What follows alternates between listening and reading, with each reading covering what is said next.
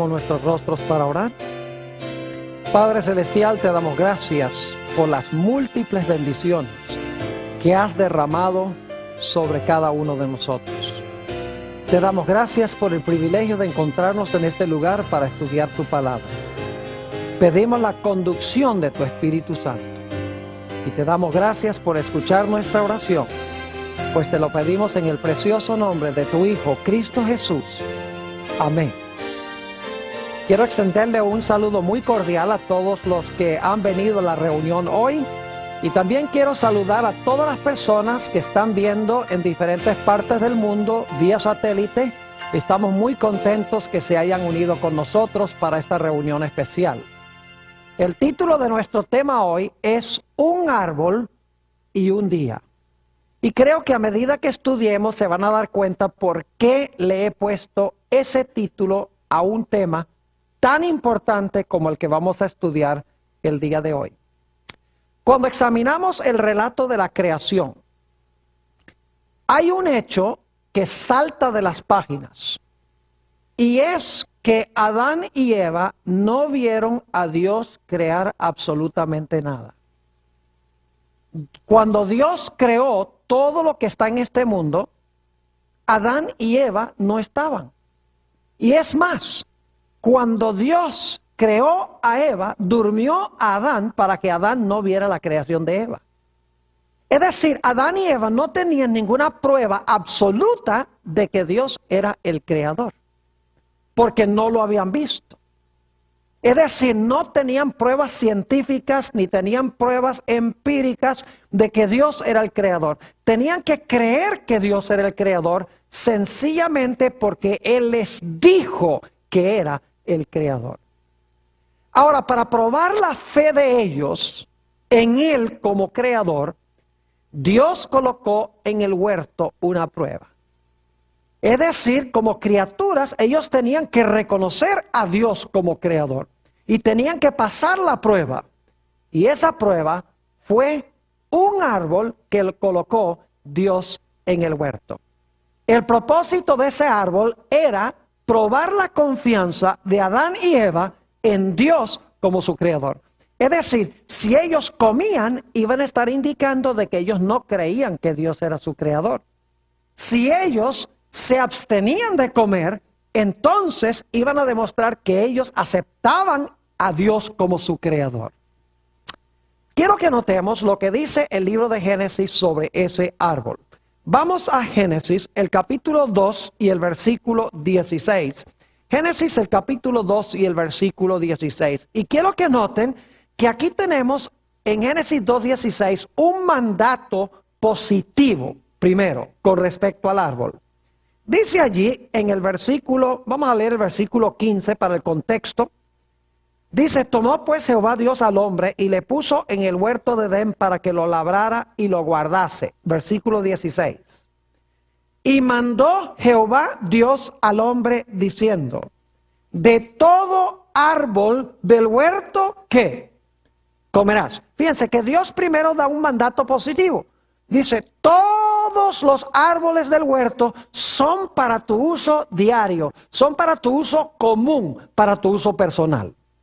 Pero luego quiero que noten que Dios dio un mandato negativo.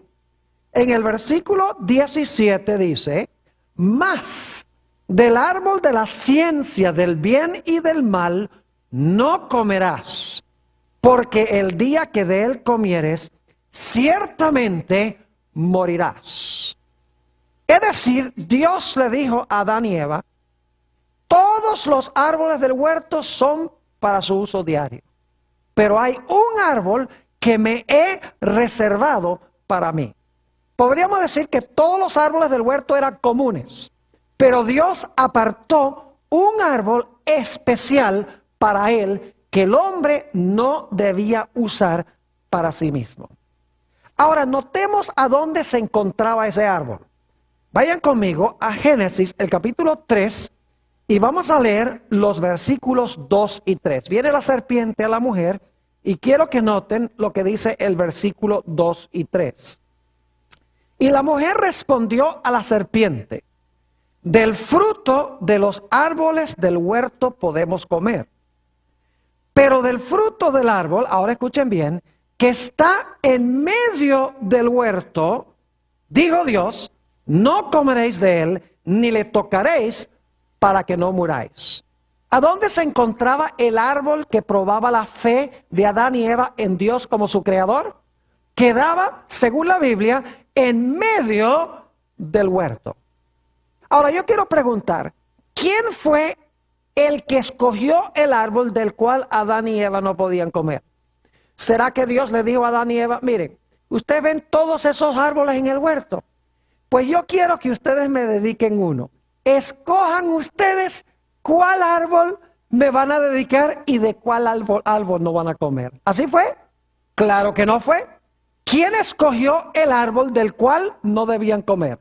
Dios lo escogió. Dios dijo, este árbol aquí lo escogí yo, me lo he reservado para mí, no coman de él. Todos los demás sí, son para el uso común de ustedes, pero este árbol no. Es decir, Dios fue el que escogió el árbol, lo especificó y lo apartó. ¿Y creen ustedes que Dios estaba hablando en serio? Claro que estaba hablando en serio. ¿O es que ustedes creen que cuando Adán y Eva comieron del árbol, le podían decir a Dios, ah, no, pero Señor, es que nosotros decidimos, en vez de dedicarte decidimos dedicarte a aquel? ¿Podían decir eso? No. Cuando Dios dijo, Él quería decir ¿qué? Él quería decir exactamente. Ahora, otro dato que quiero que noten es que, según el relato de Génesis, no se nota ninguna diferencia entre este árbol y los otros árboles del huerto. Note lo que dice otra vez Génesis, el capítulo 2 y el versículo 15. Génesis 2:15, no se da ninguna impresión de que este árbol sea diferente que todos los demás árboles del huerto. Es decir, lo único que distingue a este árbol de todos los demás árboles es que Dios lo apartó. No es su apariencia externa, no es que este árbol es más grande, no es que este árbol tiene una aureola de luz que lo rodea, no es que este árbol tiene un fruto más bonito o un fruto diferente. Es decir, el árbol se parece a todos los demás árboles. Lo único que lo distingue es que ese árbol, Dios lo apartó, especificó que ese era reservado para él y que el hombre no debía comer. Noten Génesis 2 nuevamente y el versículo 15. Dice, tomó pues Jehová Dios al hombre y le puso en el huerto de Edén para que lo labrara y lo guardase. Y mandó Jehová Dios al hombre diciendo, de todo árbol del huerto comerás, mas del árbol de la ciencia del bien y del mal no comerás, porque el día que de él comieres, ciertamente morirás. Ninguna evidencia de que este árbol era distinto a cualquier otro árbol. Es decir, este árbol lo escogió Dios arbitrariamente, sin razón alguna, no porque era diferente de los demás árboles, sino sencillamente porque Dios quería probar la fe del hombre para ver si él iba a respetar el árbol de Dios. Ahora yo quiero preguntar, ¿cuántos de los árboles del huerto pertenecían a Dios? Todos, ¿verdad que sí? Note lo que dice el Salmo 24 y el versículo 1. El Salmo 24 y el versículo 1. Todo lo que Dios hizo en la creación era de él. Dice allí en el Salmo 24 y el versículo 1, un versículo muy bien conocido, dice, de Jehová es la tierra y su plenitud, el mundo y los que en él habitan. ¿A quién le pertenece la tierra? A Dios. Entonces yo pregunto, ¿a quién le pertenecían todos los árboles del huerto? Le pertenecían a Dios. Pero yo quiero preguntarles, ¿había un árbol en el huerto que pertenecía en forma especial a Dios? Sí. Aunque todos los árboles de huerto eran de Dios, había un árbol que pertenecía a Dios en sentido ¿qué? Especial. Porque estaba apartado para Dios y el hombre no lo podía usar para sí mismo. Ahora, otro punto importante es que si el hombre comía del árbol, iba a estar negando a Dios como su creador. Iba a negar de que Dios es Dios. Note lo que dice Génesis, el capítulo 3 y el versículos el versículo 4 y el versículo 5. Génesis 3 y el versículo 4 y 5. Dice, entonces la serpiente dijo a la mujer, no moriréis. Dios les ha dicho a ustedes que van a morir si comen del árbol. No, no van a morir. E inmediatamente Eva se pregunta y dice, bueno, entonces si no nos vamos a morir al comer del árbol, ¿por qué nos dijo Dios que sí nos íbamos a morir? Y el diablo le tiene la respuesta, versículos 5. Sino que sabe Dios que el día que comáis de él, serán abiertos vuestros ojos y seréis como Dios, sabiendo el bien y el mal. Yo pregunto, si Adán y Eva iban a ser Dios, entonces yo les pregunto, ¿había una distinción entonces entre ellos y Dios? Claro que no, porque si ellos iban a ser Dios como Dios, entonces ya Dios no es supremo, ya Dios no es el creador, y ellos son ¿qué? Y ellos son criaturas. Es decir, que cuando el diablo le dijo a Eva, tú vas a ser Dios, en realidad el diablo le estaba diciendo, tú no tienes que respetar a Dios como tu creador, porque tú puedes ser igualito que él. Y está insinuando de que Dios en cierta ocasión comió del árbol, y cuando comió del árbol se hizo Dios. Y desde ese momento le dijo a la gente, no comas porque te vas a morir. Pero en realidad lo que Dios no quería era que el hombre llegase a ser Dios como él. Es decir, lo que el diablo quería era borrar la distinción entre la criatura y su ¿qué? Y su creador. Quería que el hombre negara a su creador. Ahora, obviamente la Biblia dice que Adán y Eva comieron del árbol de la ciencia del bien y del mal. Y según vimos en un tema anterior, en Génesis el capítulo 3 y el versículo 13, nos dice que Eva se quejó ante Dios diciéndole que la serpiente la engañó. Ahora, es muy importante repasar dos puntos claves en cuanto al engaño. En primer lugar, para que algo engañe a una persona, tiene que parecerse mucho a la verdad. Es decir, las mentiras que más engañan son aquellas que se parecen más a la verdad. En segundo lugar, el engaño o la falsificación viene después de lo genuino o de lo verdadero. ¿Me están entendiendo lo que estoy diciendo? Es decir, lo falso viene después de lo genuino en tiempo. Y para que la gente pueda aceptar lo falso como si fuera verdadero, lo falso tiene que parecerse lo más posible ¿a qué? Lo más posible a lo verdadero. Ahora yo pregunto, ¿cuál era la pena que se iba a ejecutar si Adán y Eva comían del árbol? ¿Qué es lo que había dicho Dios? En el versículo 17 Dios dijo, el día que de él comieres, ciertamente que, ciertamente morirás. Así que hemos estudiado en cuanto al árbol de la ciencia del bien y del mal. Vamos a repasar lo que hemos estudiado porque es muy importante. En primer lugar, Adán y Eva no tenían ninguna prueba de que Dios era su creador. Tenían que aceptarlo por fe. En segundo lugar, Dios dio un mandato positivo. Pueden comer de todos los árboles del huerto, son para su uso personal. Encontramos también que Dios dijo, pero hay un árbol del cual no pueden comer. Ese me lo he reservado para mí. Ese ustedes no pueden participar de él. Encontramos que ese árbol estaba ¿a dónde? En medio del huerto, en el medio del huerto. Hemos visto que ese árbol lo escogió Dios. No era diferente que todos los demás árboles. Era muy parecido a los demás. Lo que lo distinguía era que Dios lo había apartado para sí de todos los demás árboles. Hemos notado que Dios era el dueño de todos los árboles del huerto, pero era dueño de ese árbol en forma ¿qué? En forma especial. Y hemos visto que comer del árbol iba a significar que el hombre quería hacerse Dios y ya no se quería reconocer como criatura, ni quería reconocer que Dios era su creador. Y nos hemos dado cuenta que para que algo engañe, tiene que parecerse lo más posible a la verdad y que la falsificación siempre viene después de lo genuino. Y finalmente nos dimos cuenta que la pena o la penalidad por comer del árbol iba a ser ¿qué cosa? La muerte.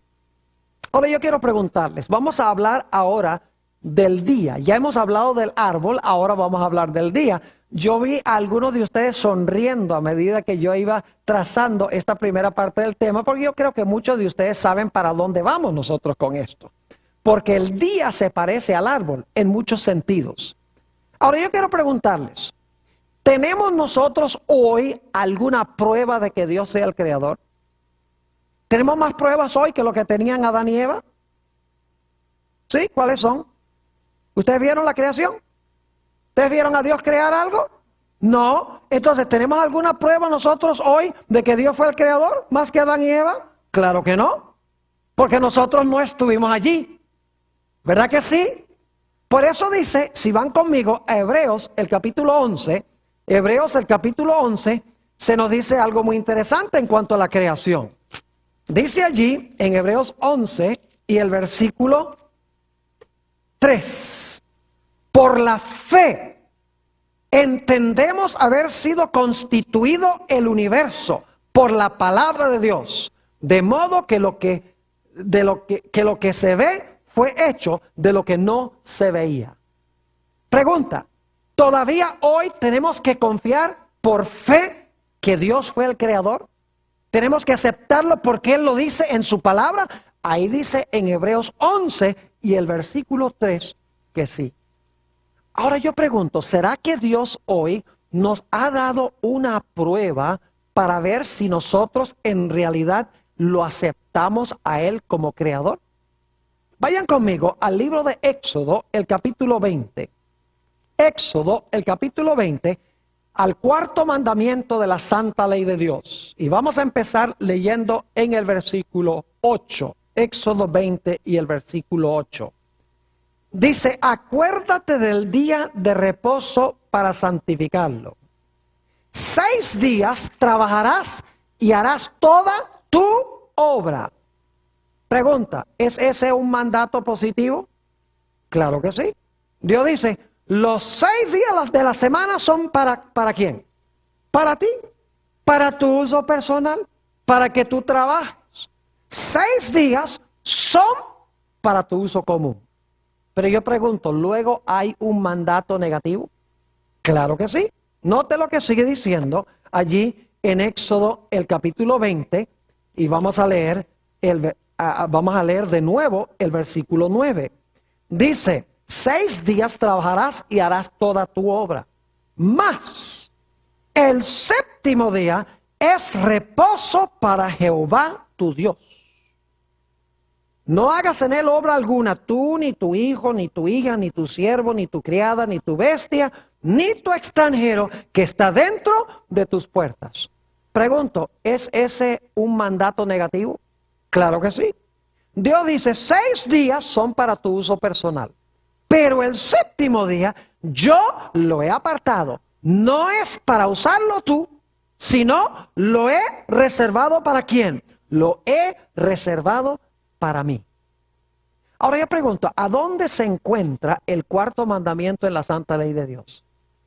Se encuentra en todo el centro de la santa ley. Es más, en hebreo, si ustedes cuentan el número de palabras antes del cuarto mandamiento y el número de palabras después del cuarto mandamiento, hay la misma cantidad de palabras antes y después en hebreo. Es decir, el mandamiento del sábado se encuentra en todo el centro de la santa ley de Dios. ¿A dónde se encontraba el árbol? En el medio del huerto. ¿Dios dio un mandato positivo en cuanto al árbol? Sí, todos los árboles del huerto son para tu consumo personal, pero me he reservado este. Dios dice, todos los días, los 6 días son para tu uso personal, pero me he reservado este. Y en realidad, como el árbol estaba en el centro, de la misma manera, el día sábado está en el centro mismo de la santa ley de Dios. No solamente, mis queridos amigos, tenemos nosotros que mirar el sábado como en el centro de la ley, contando el número de palabras antes y después, sino que la ley de Dios fue dada en una época cuando se escribían leyes de esa forma, como se halla en Éxodo el capítulo 20. Se han hecho excavaciones arqueológicas allá en Canaán, a donde el pueblo de Israel finalmente se estableció.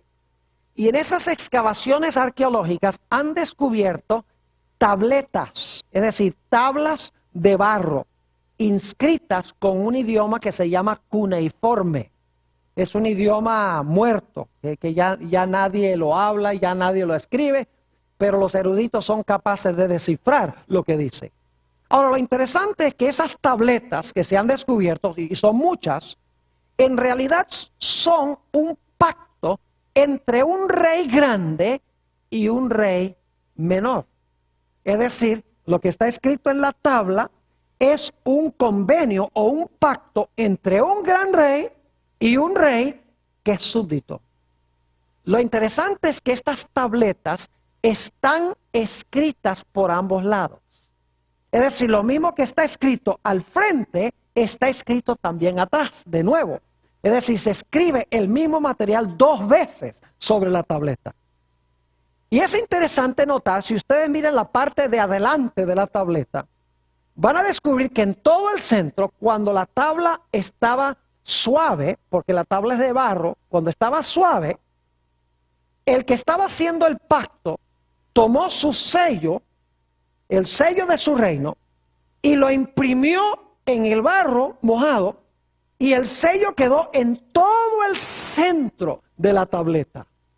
Y claro, cuando se ponía el sello en el centro de la tableta, la escritura a donde estaba el sello se borraba, porque el sello estaba donde estaba la escritura. Por esa razón es que ellos volvían a escribir el mismo documento en la parte de atrás, porque así el sello le daba autenticidad y por detrás entonces podían leer todo el pacto completo. Es decir, el sello se encontraba en el centro mismo de la tabla. Ahora, si ustedes consiguen la presentación en DVD, ustedes van a tener unas fotos de estas tablas, porque saqué en una biblioteca en Michigan fotos de varias de estas tabletas, donde van a poder ver la tableta y el sello en todo el centro de la tableta. Ahora, yo pregunto, ¿la ley de Dios es un pacto? Claro que sí. Vayan conmigo a Deuteronomio, el capítulo 4 y el versículo 13. Deuteronomio, el capítulo 4 y el versículo 13. Dice aquí, y él os anunció su pacto. Y él os anunció su pacto, el cual os mandó poner por obra. ¿Y qué era el pacto? Los 10 mandamientos. Y los escribió en 2 tablas de ¿qué? De piedra. Pregunta, ¿los 10 mandamientos son el pacto de Dios? Claro que sí. ¿A dónde fueron escritos los 10 mandamientos? ¿En qué? En tablas. ¿Ven que es muy parecido a la práctica antigua cuando se hacían pactos o leyes? Ahora, un hecho que mucha gente desconoce es que los 10 mandamientos estaban escritos en ambos lados de las tablas. Note lo que dice Éxodo 32 y los versículos 15 y 16. Éxodo, el capítulo 32 y el versículo 15 y 16. Dice allí, en Éxodo 32 y el versículo 15 y 16, lo siguiente. Y volvió Moisés y descendió del monte, trayendo en su mano las 2 tablas del testimonio. Las tablas escritas por ambos lados, de uno y otro lado estaban escritas. Y las tablas eran obra de Dios y la escritura era escritura de Dios grabada sobre las tablas. ¿A dónde estaban escritas las tablas? Por ambos lados. ¿Las tablas eran un pacto, sí o no? Claro que sí. Están empezando a captar algo muy interesante aquí. Yo pregunto, ¿a dónde esperarían ustedes entonces conseguir el sello en el pacto de Dios? Tiene que estar ¿dónde? En el centro de la tabla. ¿Y qué está en el centro de la ley de Dios? El Santo Sábado. Es decir, Dios usa la arqueología para iluminar las páginas de la Biblia. Porque en la arqueología se descubrieron estas tablas, las tablas son un pacto, están escritas por ambos lados, en el centro está el sello, y saben que el sello siempre tiene 3 cosas, los sellos de esas tablas siempre tienen 3 cosas. Número 1, el nombre del rey que está haciendo el pacto. Número 2, la función que desempeña, es decir, su función es rey. Y en tercer lugar, el territorio sobre el cual gobierna ese rey. Y cuando vamos al cuarto mandamiento de la ley de Dios, encontramos que es el único mandamiento de la ley de Dios que tiene esas tres cosas. En primer lugar, se da el nombre Jehová. En segundo lugar, se da el territorio sobre el cual gobierna. Dice cielo, tierra, mar y todo lo que en ellos hay. Y luego se da su oficio. El oficio de él es creador del cielo y la tierra. Es decir, que la arqueología nos demuestra que debemos buscar el sello de Dios en el centro mismo de la santa ley de Dios. Ahora yo pregunto, ¿quién escogió el día de reposo y se lo dio al hombre? Dios le dijo al hombre, mira, aquí tienes 7 días. Yo quiero que tú me dediques uno. Escoge tú cuál. ¿Así fue que hizo Dios? No.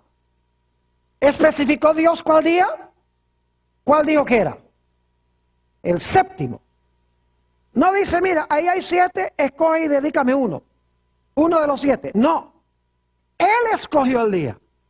Él dijo, el séptimo. Al igual que escogió el árbol. Y dijo, este árbol. Yo pregunto, ¿creen ustedes que Dios habla en serio cuando dice que es el séptimo día sábado? ¿O que le podemos ofrecer a Dios cualquier día? Bueno, si le podemos ofrecer a Dios cualquier día, entonces Adán y Eva podrían haberle ofrecido a Dios cualquier árbol. Ahora, noten lo que dice Génesis 2. Lo leímos ya, pero leámoslo de nuevo. Génesis, el capítulo 2 y el versículo 2 y 3. Yo creo que no hay forma más clara de expresar esto. Dice en el versículo 2, y acabó Dios en el día séptimo la obra que hizo. Y reposó el día séptimo de toda la obra que hizo. Y bendijo Dios al día séptimo. Me da la impresión de que Dios quiere que sepamos que es el séptimo, ¿no? Dice, y bendijo Dios al día séptimo.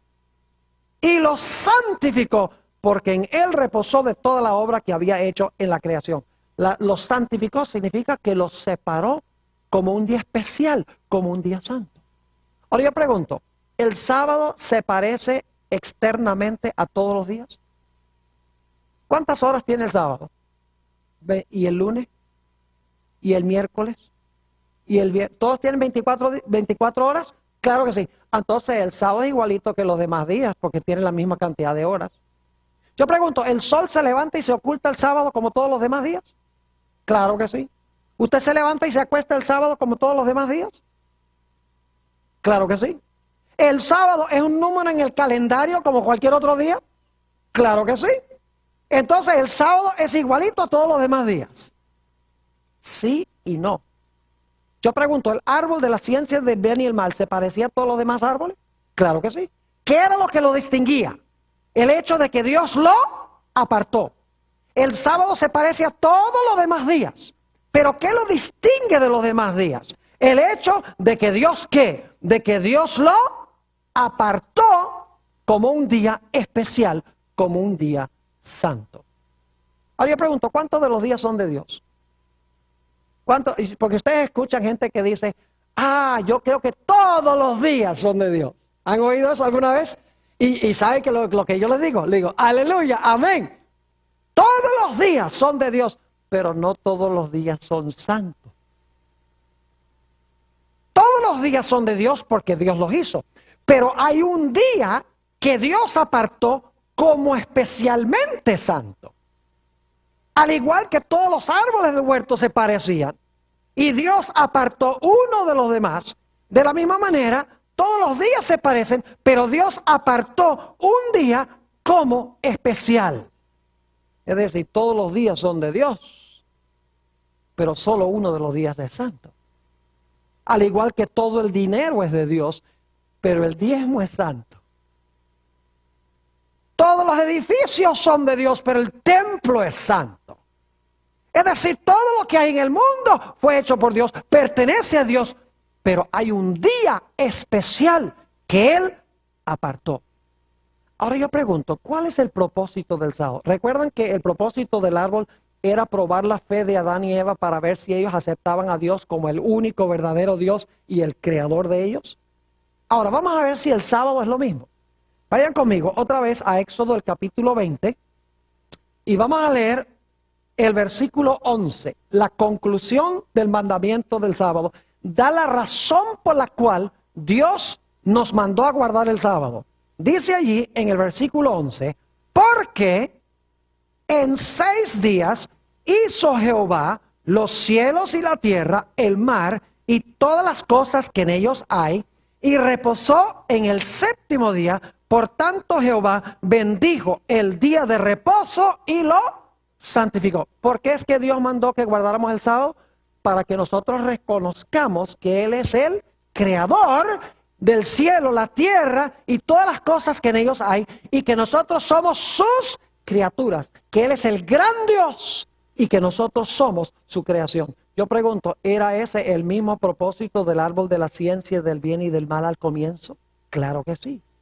Es decir, al comienzo Dios probó a Adán y Eva con un árbol. Luego, después en la historia, Dios prueba a la raza humana con un ¿qué? Con un día, para ver si le obedecemos. Yo pregunto, cuando Adán y Eva comieron del árbol y desobedecieron a Dios, ¿tomó bien en serio Dios ese asunto? Claro que sí. Cuando nosotros tomamos el sábado y lo usamos para nosotros, en vez de guardarlo para Dios, ¿ustedes creen que Dios acepta eso y que no le importa?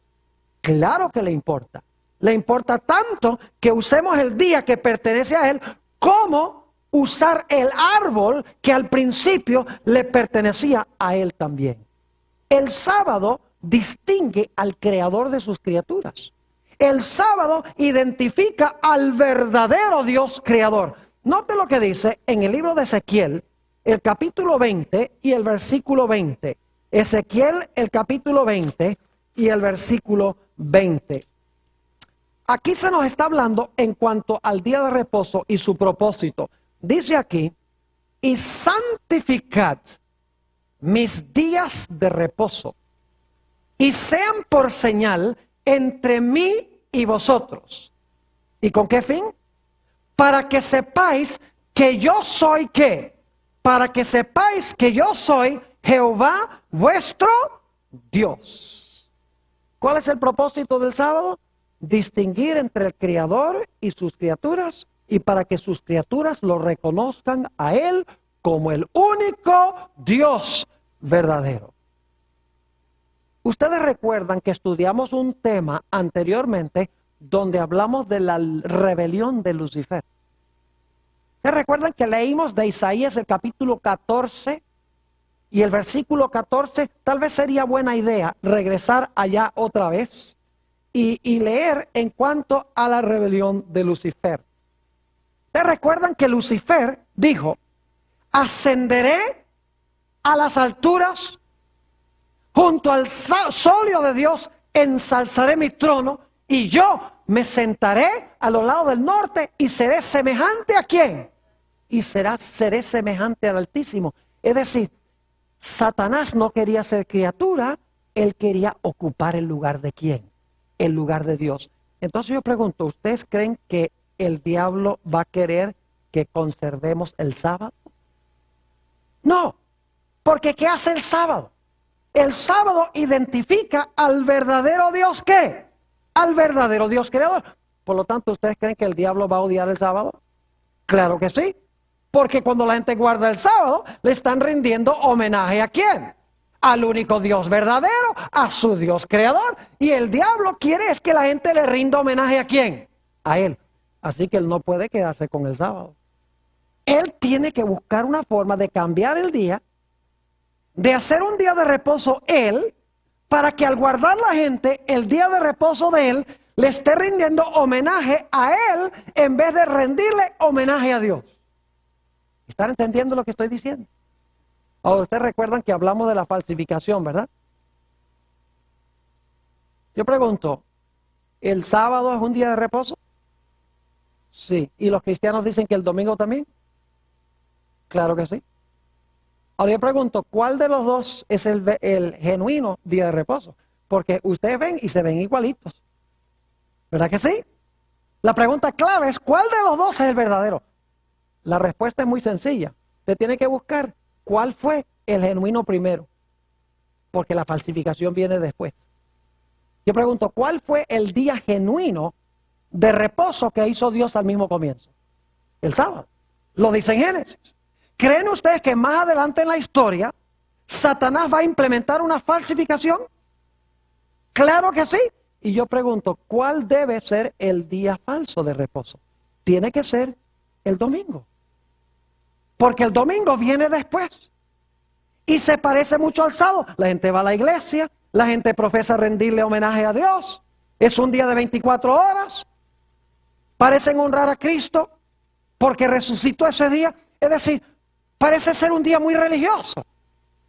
Pero en realidad, el día genuino lo hizo Dios primero, desde el mismo momento de la creación. Ahora, hemos estudiado un tema donde hablamos sobre la iglesia romana que pensó que podía cambiar el día de reposo de Dios. ¿Saben ustedes por qué la iglesia romana pensó que era necesario cambiar el día de reposo? Escuchen bien, les voy a mencionar algo muy importante ahora. Leímos varias citas a donde los obispos de Roma, los papas, a través de los 1260 años, profesaban que ellos eran Dios en la tierra. ¿Ustedes recuerdan esas citas que leímos? Que decían los obispos de Roma, los papas decían que nosotros ocupamos el lugar de Dios en la tierra. Ahora yo pregunto, ¿podrían ellos conservar el sábado y la gente creer lo que estaban diciendo? No. Porque al guardar el sábado decía que el sábado dice que hay un solo Dios verdadero, el que está en el cielo. Entonces, ¿cómo es que tú dices que eres Dios y que hay que guardar el sábado? Porque el sábado me demuestra que hay uno solo verdadero, que es el que está allá. Así que para hacerse pasar por Dios, no podía quedarse con la señal del Dios verdadero. Tenía que implementar una falsificación, una falsa señal, que fuera señal de Él, en vez de apuntar al Creador, al Dios verdadero. Y por lo tanto dice en Daniel 7:25 que el cuerno pequeño pensó que podía cambiar inclusive ¿qué cosa? Podía cambiar la santa ley de Dios. Mis queridos amigos, este no es un asunto de días. Tenemos que entender eso. Algunos dicen, ¿usted cree que el sábado es mejor que el domingo? Y yo les digo sí, pero no porque un día sea superior a otro en sí mismo, sino porque Dios apartó el sábado como día de reposo y no apartó el domingo como un día santo. En ninguna parte de la Biblia va usted a encontrar eso. Es decir, cuando yo guardo el sábado, yo estoy reconociendo la autoridad del que hizo el sábado. Cuando yo estoy guardando el domingo como día de reposo, yo estoy aceptando la autoridad del que hizo el domingo como día de reposo.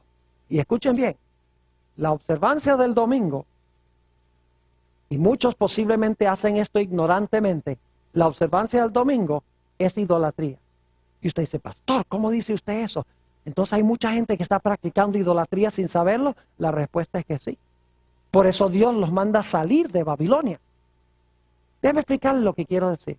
Yo les pregunto, ¿quién hizo el sol? Dios, ¿verdad que sí? ¿Lo hizo con fines religiosos para la adoración? No. Es un objeto secular para dar luz, ¿sí o no? No tiene propósito religioso. ¿Qué pasa si usted convierte el sol en algo para ser adorado? ¿Cómo llamamos eso? Idolatría. Ahora yo pregunto, ¿quién hizo el primer día de la semana? Dios. ¿Lo hizo para la adoración? ¿Lo hizo para fines religiosos? No. Entonces, ¿qué pasa si usted lo convierte en un día santo con fines religiosos? Eso es idolatría. No importa que usted use un objeto, el sol, que Dios no creó para fines religiosos, o un día que Dios no creó para fines religiosos. No interesa que sea un día o que sea un objeto. Igual, cualquier cosa que el hombre pone con fines religiosos para la adoración, que Dios no creó para la adoración, es ¿qué cosa? Es idolatría. Y yo quiero leerles una cita muy interesante aquí, que demuestra cómo la Iglesia Católica ve este asunto de la observancia del día de reposo. Esta cita viene de del que fue presidente de la Universidad Redentorista de América por muchos años. Y fíjense lo que dice. fue la Santa Iglesia Católica la que cambió el reposo del séptimo día sábado al domingo, primer día de la semana. Leo de nuevo. Fue la Santa Iglesia Católica la que cambió el reposo del séptimo día sábado al domingo, primer día de la semana. Y no solo ha mandado a todos a que guarden el domingo, sino que ha mandado a todos bajo pena de anatema que trabajen el séptimo día. Los protestantes profesan reverenciar grandemente la Biblia y no obstante, por el acto solemne de guardar el domingo, están reconociendo el poder de la Iglesia Católica. Porque la Iglesia Católica fue la que creó el día. Sigue diciendo, la Biblia dice, acuérdate del día sábado para santificarlo. Pero la Iglesia Católica dice, no, santifica el primer día de la semana. Y he aquí que todo el mundo civilizado, ahora escuchen esto, todo el mundo civilizado se inclina en humilde obediencia al mandato de la Santa Iglesia Católica. Esa expresión está interesante, se inclina en humilde obediencia al mandato de la Santa Iglesia Católica. Es decir, que cuando nosotros guardamos el día que fue creado por la Iglesia Romana como día santo, le estamos rindiendo homenaje al que creó ese día. Es asunto de autoridad. El día demuestra qué autoridad aceptamos. Cuando yo guardo el sábado, el día que Dios apartó y santificó, entonces yo estoy aceptando la autoridad o el individuo que hizo ese día como día de reposo. No es cuestión de días, sino qué autoridad acepto. Y la Biblia enseña que en los últimos días, mis queridos amigos, esta va a ser la gran prueba de la raza humana. La gran prueba va a ser si guardamos el sábado, día santo de Dios, aceptando su autoridad, o si guardamos el domingo, día creado por la bestia o por el cuerno pequeño, aceptando su autoridad. Es decir, al final de la historia, Dios nos va a probar con un día como originalmente probó a Adán y Eva con un árbol. Ahora, permítame contarles un par de historias bíblicas sobre este punto. ¿Les está quedando claro este punto? Ahora, escuchen bien. Hay una historia en la Biblia muy interesante, la historia de Nadab y Abiú. Eran hijos de Aarón, el sumo sacerdote. Dios había llovido fuego del cielo sobre el altar. Ustedes pueden leer esta historia en Levítico, el capítulo 10. Solamente se las voy a contar.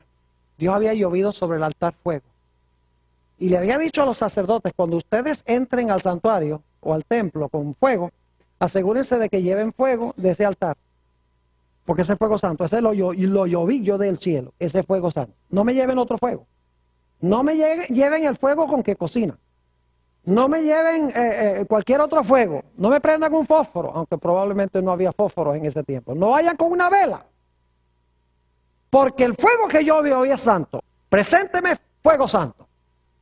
Pero la Biblia dice que Nadab y Abiú, los hijos de Aarón, bebieron mucho vino.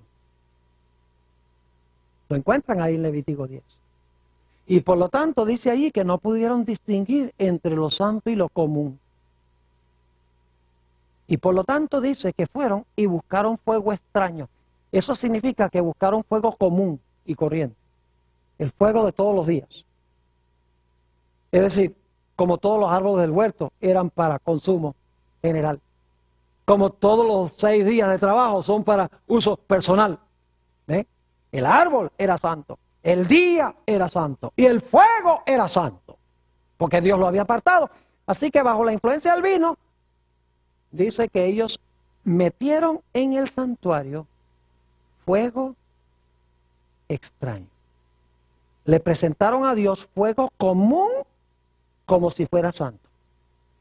Y claro, Dios dijo, oh muchachos, ustedes sí son buena gente, a mí no me importa en realidad qué fuego me ofrezcan, con tal que tengan sinceridad de corazón, yo les recibo fuego porque fuego es fuego. ¿Así fue? ¿O no? Dios se ofendió. Dice allí que salió fuego de la presencia de Dios y consumió a Nadab y Abiú en el acto. ¿Por qué? Porque tomaron fuego común y se lo presentaron a Dios como si fuera ¿qué? Santo. ¿Cómo creen ustedes que se siente Dios cuando nosotros tomamos un día común de trabajo, como es el domingo, el primer día de la semana, porque Dios dijo, 6 días trabajarás, el séptimo es santo? ¿Cómo creen ustedes que Dios se siente cuando yo tomo el primer día de la semana, que es día de trabajo según Dios, es un día común, no es un día santo, y que yo se lo presento a Dios como si fuera santo? ¿Es el mismo principio? Claro que sí. ¿O es que ustedes creen que Dios ha cambiado? Antes a Dios le importaba y ahora no. Dice, antes a mí me importaba mucho que me ofrecieran lo que yo he dicho, los santos. Pero hoy en día a mí ya no me interesa eso. Oh, Dios sí le interesa.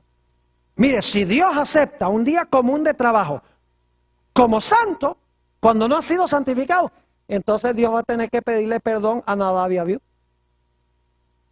Porque eso es precisamente lo que hicieron ellos.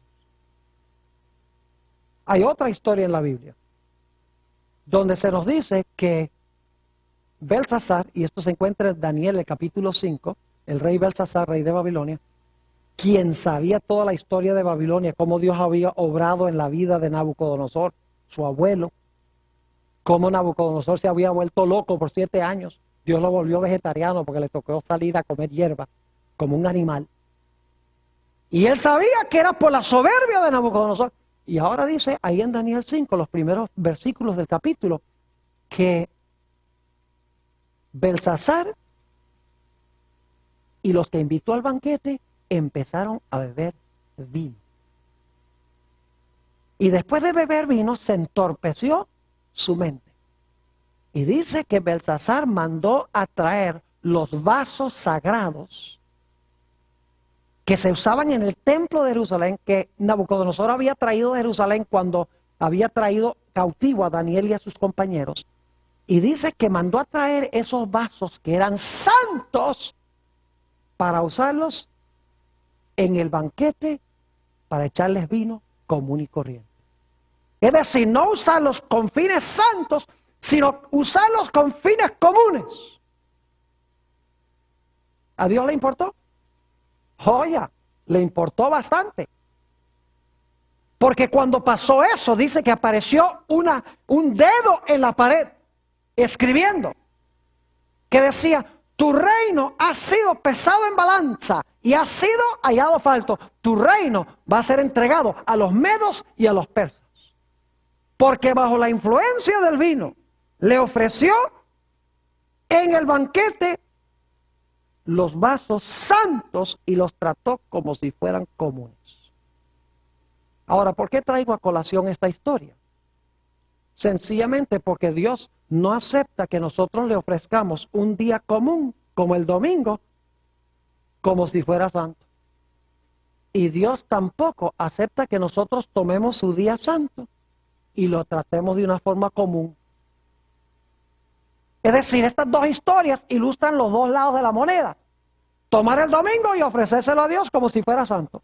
Y tomar el sábado y tratarlo como si fuera un día ¿qué? El día santo, y tratarlo como si fuera un día común. Es decir, Dios no acepta en ningún sentido de la palabra que nosotros tomemos lo que es santo y lo tratemos de una forma común. Y lo común y lo tratemos como si fuera santo. Y saben ustedes que en Ezequiel 44 dice claramente que la responsabilidad de los sacerdotes era enseñarle al pueblo a distinguir entre lo santo y lo común. Es decir, este asunto pesa sobre los pastores, sobre los ministros, porque ellos son los responsables de enseñar y adiestrar a su pueblo a distinguir entre lo santo y lo común. Lamentablemente, muchos ministros hoy en día le están diciendo a la gente, a Dios no le importa el día, todos los días son de Dios, y si le ofreces el domingo en honor a la resurrección, Él acepta eso. Y la gente, en vez de estudiar la Biblia por sí mismos, lo que hacen es recibir y aceptar lo que se les enseña. Es decir, están borrachos con el vino de Babilonia. ¿Saben ustedes que Apocalipsis, el capítulo 18 y también el capítulo 14, dice que en los últimos días va a haber una ramera que se llama Babilonia, que es la falsa religión, que le va a dar el vino de su fornicación a las muchedumbres y a los reyes de la tierra? Ya no es vino de una botella, sino que representa falsas enseñanzas o falsas doctrinas que van a entorpecer el pensamiento de la gente y no va a permitir que ellos distingan entre un día santo y un día común. Mis queridos amigos y hermanos, el libro de Apocalipsis, cuando habla del sello de Dios, está hablando del sábado. Lo hemos visto porque el sello se encontraba en el centro de la tabla. Ahora, si el sello de Dios es un día de reposo, el genuino, el sábado, yo pregunto entonces, ¿qué debe ser la marca de la bestia? Debe ser un día contrario. Debe ser el cambio en la ley que hizo el cuerno pequeño. Permítame leerles un par de citas aquí de la misma Iglesia Católica sobre la marca de autoridad de su iglesia. Esta cita es de C.F. Thomas, quien fue canciller por muchos años del cardenal Jaime Gibbons, que fue cardenal de en la ciudad de Baltimore. Dijo esto: claro que la Iglesia Católica afirma que el cambio fue acto suyo. Y este acto constituye una marca de su poder eclesiástico y su autoridad en asuntos religiosos. El cambio de día es una ¿qué? Es una marca, según dice él. En una revista que se llama The Catholic Record, septiembre 1, 1923, dice esto, el autor católico: el domingo es nuestra marca de autoridad. Es el uso de la palabra marca. Es la marca de nuestra autoridad. La iglesia está por encima de la Biblia. Y este cambio de la observancia del sábado es una prueba de tal hecho. El libro de Apocalipsis, mis queridos amigos y hermanos, nos demuestra que la gran crisis final va a ser con respecto a la adoración y los mandamientos de Dios. Por ejemplo, Apocalipsis 14:12, la conclusión del mensaje del tercer ángel, dice: aquí está la paciencia de los santos, aquí están los que guardan los mandamientos de Dios y la fe de Jesús. E inmediatamente antes de ese versículo advierte de no adorar a la bestia ni a su imagen. Es decir, los que adoran a la bestia y su imagen son contrarios a los que guardan los mandamientos de Dios y tienen la fe de Jesús. Apocalipsis 12:17 dice: entonces el dragón se airó contra la mujer y se fue a hacer guerra contra el remanente de la simiente de ella, contra aquellos que guardan los mandamientos de Dios y tienen el testimonio de Jesucristo. El mensaje del primer ángel de Apocalipsis 14, 6 y 7 es claro. Apocalipsis 14 y el versículo 6 y 7. Estos son los últimos mensajes de Dios al mundo. Fíjense lo que dice allí. Y vi volar por el medio del cielo a otro ángel que tenía el evangelio eterno para predicarlo a los moradores de la tierra, a toda nación, tribu, lengua y pueblo, diciendo a gran voz: temed a Dios y dadle gloria, porque la hora de su juicio ha llegado. Y ahora escuchen: y adorad a aquel que hizo el cielo y la tierra, el mar y las fuentes de las aguas. ¿Qué nos dice Dios en el último mensaje al mundo? Que hay que adorar ¿a quién? Al Creador. Y fíjense que esto es una cita que viene del cuarto mandamiento de Éxodo 20 que leímos. Y la razón por la cual Dios dice esto es porque en los últimos días la gente no va a estar adorando al Creador en su santo día. Usted no puede hablar de adorar al Creador sin hablar del sábado, porque el sábado es la señal del Creador. ¿Cómo puede usted decir yo estoy honrando al Creador porque guardo el domingo? El domingo no es la señal del Creador, el sábado es la señal del Creador. La Biblia dice que la gran prueba final va a ser con respecto al sello de Dios y la marca de la bestia, los mandamientos de Dios y los mandamientos de los hombres. El cambio en la ley de Dios por el cuerno pequeño y la ley de Dios como se haya escrita en la santa palabra del Señor. Ahora, alguna persona podría decir: bueno, Pastor Bor, esto ha sido un tema bastante fuerte, directo. Es verdad. Yo quiero que ustedes no piensen que es que Dios nos impone el sábado y dice: tienes que guardar el sábado. El punto clave es que si nosotros amamos a Dios, vamos a aceptar su autoridad. Y vamos a hacer lo que Él dice. Si Dios dice sábado, vamos a guardar el sábado. Si Dios dice, ofrece este fuego santo, vamos a ofrecer este fuego santo. Si Dios dice, devuelve el diezmo que es santo, voy a devolver el diezmo que es santo. No porque estoy obligado, o porque le tengo miedo, o porque me va a castigar si no lo hago, sino sencillamente porque amo a Dios, y cuando le amo, estoy dispuesto de aceptar su autoridad y hacer lo que Él diga. Es decir, obedecer a Dios en los últimos días es cuestión de amor. Sencillamente reconocerlo como nuestro Padre y hacer lo que Él dice, aunque se desplomen los cielos.